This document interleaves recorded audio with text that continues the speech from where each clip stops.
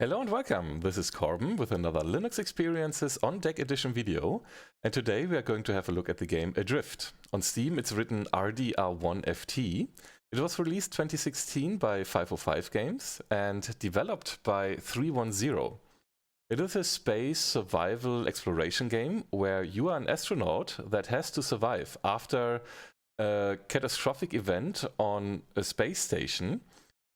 And it does have some similarities to the movie Gravity with Sandra Bullock, even though the developers state it is pretty different after they have seen the movie and their game was released. Nevertheless, we are going to have a look how this works and plays on the Steam Deck today. On the Steam Deck, unfortunately, Valve has marked this as unsupported. When we are having a look at the game info here, Proton Experimental has been selected. Nevertheless, it is marked as unsupported. There might be a reason why this is, and I hope I can reproduce that. Nevertheless, I have completed the game on the Steam Deck, and it is completely playable. The performance is pretty good, even though it does not fully reach the 60 FPS all the time. There is an intro with a tutorial where you are getting to learn the controls for your EVA suit, which you have to use to be able to maneuver. And in the tutorial it has 60 FPS all the time, but in the interior it is not reaching the 60 FPS, and there is one main hub where you have to return to again and again, and there even it dips down to like 30 FPS. But on the small screen of the Steam Deck, it doesn't really matter. So the only thing you might have to change after starting the game, just make sure that in settings under video the resolution is set to 800p. You can let the visual quality set to epic. That is totally playable. I will hit here continue, and as said, I've played through the game already, so I'm at the end game. It's not really a spoiler that you can manage to get back. That is expected, I would say. But how to get there, that's totally up to you. So this is already the interior of the station, where I said this is probably not the 60 FPS that you can reach all the time. So when we open up the performance settings, here you can see, yeah, it's getting down to even less than 30 FPS.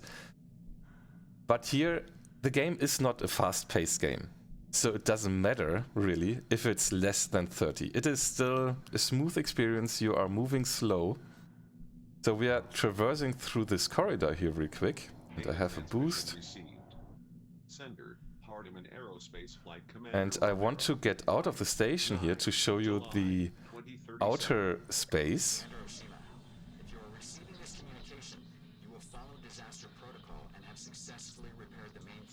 As soon as we are reaching the hatch here, the controls, you need to get used to that a little bit. So with the left analog stick, you are accelerating, deaccelerating, left, right, front and back.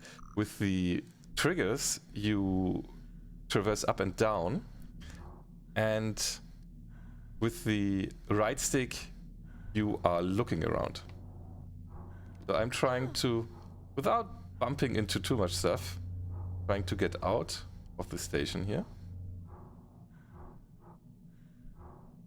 So you can see how this looks from the outside, because the game is pretty beautiful, especially on the epic settings.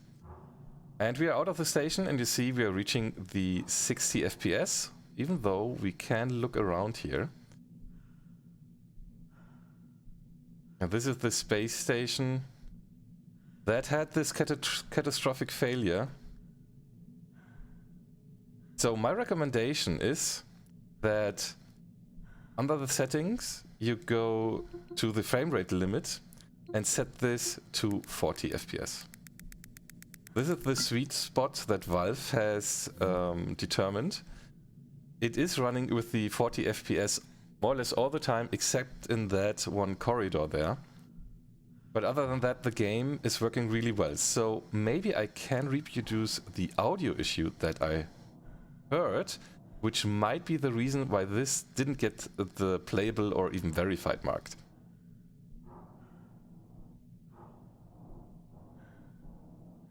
With the propulsion, oh there I think it was.